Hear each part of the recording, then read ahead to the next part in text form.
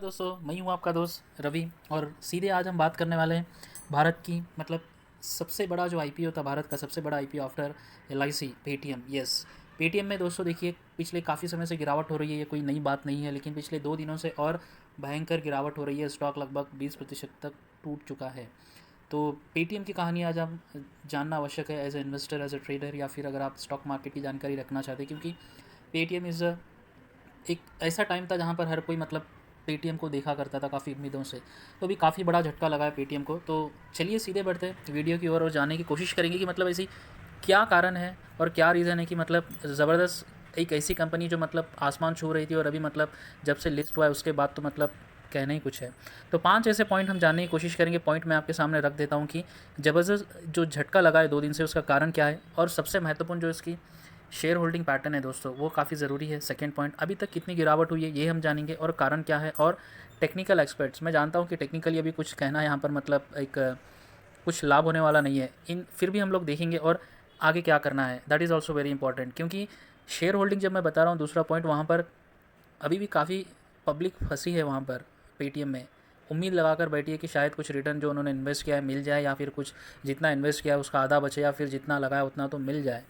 तो चलिए आगे बढ़ते हैं। मैं हूँ आपका दोस्त आरपी, और सभी का स्वागत करता हूँ आपके अपने यूट्यूब चैनल पे। और सभी से विनती करता हूँ कि चैनल को सब्सक्राइब अवश्य कीजिए और वीडियो को लाइक ज़रूर कीजिए। तो चलिए आगे बढ़ते हैं। तो देखिए पेटीएम में काफ़ी आप कह सकते हैं एक मल्टी बेगर हम स्टॉक कहते हैं ना, बिलीनियर जो थे वर्ल्ड के, नॉट ओनली इन इंडिया, उनका पैसा लगा हुआ था। यस, जैसे जाकमा, अलीबाबा एंड कंपनी, चाइना की कंपनी है। मॉरिशस की कंपनी का काफ़ी पैसा लगा इसमें। और एक था soft bank, Japanese company. Yes, तो उन्होंने अनाउंस किया है कि उनका जो 4% की हिस्सेदारी है, जो 4% के करीब उनकी हिस्सेदारी है पेटीएम में, वो बेचना चाह रहे। जब से उन्होंने अनाउंस किया है तो लोग माल बेचकर पेटीएम से निकल रहे, जिसके कारण 2 दिन से लगातार 10% तक टूटा है। तो डिटेल देखिए आपके सामने। पेटीएम को लगा करारा झटका, सॉफ्ट बैंक बेचेगा 1750 करोड़ के स्टॉक, खबर से 10% टूटा। यही एक जानकारी है दोस्तों, जो ज़बरदस्त झटका बोल रहे हैं कि एक कंपनी, जब विजय शेखर शर्मा, आपको पता है इनकी फाउंडर है, जो काफ़ी लोग पसंद करते हैं। आई एम ऑल्सो काफ़ी इंस्पायर होता हूँ मैं इनसे। जब इन्होंने कंपनी में फंडिंग के लिए काफ़ी लोगों का दरवाज़ा खटखटाया, तो उन्होंने Japan, Mauritius, US, UK, China, काफ़ी लोगों से मिलकर इन्होंने काफ़ी फंडिंग ली थी। फिर आफ्टर दैट उन्होंने आईपीओ लिस्ट किया। उसके बाद की कहानी तो आपके सामने है, ठीक है। तो देखिए और आगे बढ़ते हैं दोस्तों। यहाँ पर मैं आपको बताता हूँ इनकी सेकंड पॉइंट, जो शेयर होल्डिंग पैटर्न है, that is very important actually, वो जानना आवश्यक है मैं। तो यहाँ पर देखिए मैं पहुँच रहा हूँ शेयर होल्डिंग पैटर्न में। यस, तो देखिए मैं आपको बताता हूँ दोस्तों, ये जो यहाँ पर गौर से देखिए काफ़ी हमें जानकारी मिल सकती है। ये जो प्रमोटर बताया जा रहा है, ये है विजय शेखर शर्मा जी की हिस्सेदारी, जो 8.9%, ऑलमोस्ट आप कह सकते हैं 9% की हिस्सेदारी अभी विजय शेखर शर्मा जी की बची है। और ये जो अदर्स, ये जो कलर आपको बता रहा है यहाँ पर, अदर्स बता रहा है, ये सारे इनके इन्वेस्टर्स है, जिसमें आप सॉफ्ट बैंक कंसिडर कर सकते हैं, जिसमें आप मॉरिशस होल्डिंग जो एक बड़ी कंपनी है उसका आप ले सकते हैं, अलीबाबा एंड ग्रुप का ले सकते हैं। काफ़ी इंडियंस लोगों ने इसमें इन्वेस्ट किया है, होल्डिंग्स है कंपनी ने, उनका यहाँ पर इन्वेस्टमेंट है ये सारा। और म्यूचुअल फंड देखिए काफ़ी कम है, और एफ भी काफ़ी कम है। अगर मैं म्यूचुअल फंड और एफ की अगर मैं कंट्रीब्यूशन निकालूँ तो ऑलमोस्ट 6% के आसपास होता है, विच इज़ वेरी लेस, ठीक है, कुछ उतना अट्रैक्टिव नहीं है। लेकिन जो ये आंकड़ा यहाँ पर हमें दिख रहा है, देखिए ये आंकड़ा जो है ये पब्लिक, यहाँ पर हमारी रिटेल इन्वेस्टर्स फंसे हैं। तो अभी काफ़ी लोगों ने शायद जब आईपीओ के टाइम में लिया होगा, या फिर आईपीओ के बाद भी कुछ स्टॉक चला था कुछ प्रतिशत, तो वहाँ लिया होगा, या फिर कुछ ऐसा लगा होता है काफ़ी इन्वेस्टर्स को कंपनी से कि अरे पेटीएम का आईपीओ आया तो मुझे लेना है। तो काफ़ी कुछ रीजंस होते हैं। तो यहाँ पर देखिए, तो कहने का मतलब ये है शेयर होल्डिंग पैटर्न बताने का। यहाँ पर देखिए ये जो चंक है सबसे बड़ा, ये है अदर्स के पास है, और खुद शर्मा जी के पास काफ़ी कम स्टेक है। और सेकंड सबसे बड़ा अगर शेयर होल्डिंग किसके पास है, वो है पब्लिक के पास। तो सारा जो पिटारा है वो अभी पब्लिक के खंधों पर है। तो ज़बरदस्त जिन्होंने इन्वेस्ट किया उनको भी ज़बरदस्त लॉस हो रहा है, ठीक है। अभी कितनी % तक इसमें गिरावट हुई है वो भी हमें जानना आवश्यक है दोस्तों, ठीक है। तो देखिए दोस्तों, स्टॉक रजिस्टर्ड हुआ तो ऑलमोस्ट, मैं आपको बता दूँ, यहाँ पर मैं आपको बता देता हूँ। देखिए स्टॉक रजिस्टर्ड हुआ तो ऑलमोस्ट, यस, अगर मैं बताऊँ आपको, 1950 रुपये आसपास, यानी इसकी जो लिस्टिंग प्राइस थी, मैं आपको बता देता हूँ यहाँ पर, इसका जो लिस्टिंग प्राइस था उन्होंने 2100 से लेकर 2200 रुपये के आसपास रखा था। फिर भी स्टॉक डिस्काउंट में लिस्ट हुआ था, और ये जाकर ऑलमोस्ट 1950 रुपये में लोगों को अवेलेबल हुआ था आफ्टर लिस्टिंग, ठीक है।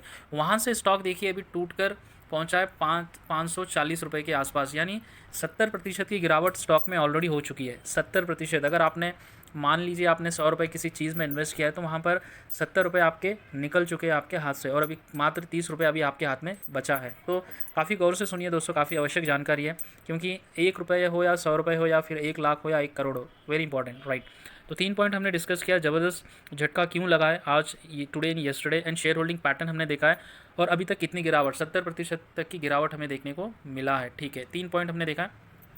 चौथा पॉइंट देखेंगे दोस्तों, कारण क्या है। देखिए मैं आपको बताऊंगा कारण, यहाँ पर मैं देखिए लिस्टिंग का मैं बता रहा था आपको, इतना भारी भरकम LIC के बाद सबसे बड़ा ये पेटीएम का IPO था, जो 18,000 करोड़ यानी 18,300 करोड़ का IPO था, जहाँ पर देखिए प्राइस यहाँ पर मैं बता रहा हूँ, और लिस्ट हुआ था 1950, जो मैंने आपको बताया 2021 में। ठीक है, उसके बाद अभी जो सॉफ्ट बैंक इसलिए निकल रहा है दोस्तों, जो लॉकिंग पीरियड होता है, ठीक है, जो बड़े इन्वेस्टर्स होते हैं, जो HNIs होते हैं, मतलब जो बड़ा अमाउंट इन्वेस्ट करते हैं, रिटेलर्स नहीं होते वो, उनको एक लॉकिंग पीरियड होता है कंपनी के अंदर की, आपका इन्वेस्टमेंट इतने दिनों के बाद आप इस कंपनी से उठा सकते हैं। ठीक है, तो वो लॉकिंग पीरियड जैसे ही खत्म हो गया, सॉफ्ट बैंक फील्स दैट कि ठीक है अभी यहाँ पर टिके रहना ज़रूरी नहीं है, तो यहाँ से निकल जाना ही है, तो जिसके कारण ज़बरदस्त लोग, बाकी के लोग भी अपना माल बेचकर निकल रहे, जिसके कारण ज़बरदस्त गिरावट हमें देखने को मिल रही है दोस्तों। कारण देखिए मैं आपको बताता हूँ, 10 साल पहले पेटीएम की शुरुआत हुई थी, तो पहले मतलब अगर हम पेटीएम को देखते थे तो मतलब एक ऑनलाइन मनी ट्रांसफ़र प्लेटफॉर्म हमें दिखाई देता था, लेकिन धीरे धीरे उसके बाद इन्होंने क्या किया, देखिए 2016 में जब नोटबंदी अनाउंस की गई थी गवर्नमेंट ऑफ इंडिया की तरफ से, तो वहाँ पर इसका काफ़ी दबदबा हुआ, इन्होंने काफ़ी मार्केट कैप्चर किया, काफ़ी लोगों का भरोसा जीता, क्योंकि अगर अभी कुछ नहीं है तो चलिए पेटीएम है, तो काफ़ी लोगों ने पेटीएम करो ये जो एडवर्टाइज था काफ़ी फेमस हुआ, तो जिसके कारण इसकी ब्रांडिंग, इसके बिजनेस में, इसके कस्टमर एक्विजिशन में एंड काफ़ी तेज़ी से इन्होंने ग्रो किया है। हालांकि प्रॉफिट इनको तभी भी नहीं हुआ था। उसके बाद इन्होंने ऑनलाइन पेमेंट के साथ साथ इन्होंने काफ़ी ऐसे वर्टिकल फील्ड में अपनी हिस्सेदारी या फिर अपने बिजनेस को ग्रो किया है। जैसे आप देखेंगे यहाँ पर देखिए कंपनी ने बीमा, गोल्ड की बिक्री, फिल्मों, फ्लाइट्स के टिकट, बैंक के लेन देन और अभी स्टॉक मार्केट रिलेटेड चीज़ों में भी ये आ गए। तो ये सारा जब इन्होंने अपने बिज़नेस को वर्टिकल काफ़ी शेप दिया, जिसके कारण मुझे लगता है या फिर काफ़ी लोग मानते हैं कि मतलब कि ये बिज़नेस को प्रॉपरली ऑर्गेनाइज कर बिज़नेस को रन नहीं कर पा रहे, जिसके कारण इनका जो प्रॉफिट है ना के बराबर है, प्रॉफिट नहीं कमा रही है। कैश बैन कंपनी है, एक बड़ा सा हाथी है जो मतलब पैसे खाते जा रहा है। ठीक है, जिसके कारण जो, और सॉफ्ट बैंक देखिए दोस्तों कोई छोटा मोटा इन्वेस्टर नहीं है, they have their own big invest, मतलब रिसर्च टीम होती है, जिसके बाद ही वो किसी कंपनी में पैसे लगाते हैं, और वहाँ से कितना पैसे उठाना है, कब उठाना है, कैसे करना है, वो उन्हें पता होता है। So they are also feel that कि जो इनका बिजनेस मॉड्यूल है तो काफ़ी समय यहाँ से लग सकता है आगे कि इन्हें और पैसा या प्रॉफिट कमाने के लिए, तो और इससे ज़्यादा वो पैसा इस कंपनी में नहीं लगा सकते। ठीक है, ये कारण है। तो 4 कारण हमने देखा। अगर टेक्निकल एक्सपेक्ट्स में मैं आपको बताऊं, हालांकि कुछ इसमें ज़्यादा मज़ा नहीं है, फिर भी मैं एक बार हम देखेंगे। देखिए यहाँ पर मैं आपको बता रहा हूँ, ये मोटा मोटी है दोस्तों, मैं आपको किसी बार पर या कैंडल चार्ट पर लेके जाकर समझाने से मतलब कुछ अभी होने वाला नहीं है इसमें। ठीक है, क्योंकि देखिए 540 के आसपास है, और अगर आप सारे यानी जितने भी मतलब यहाँ पर देखिए ये रहा बेरिश मूविंग एवरेजेस, बस यही है 16 बेरिंग मूविंग एवरेजेस, लगातार इसमें वीकनेस है, लगातार गिरावट की आशंका ही है।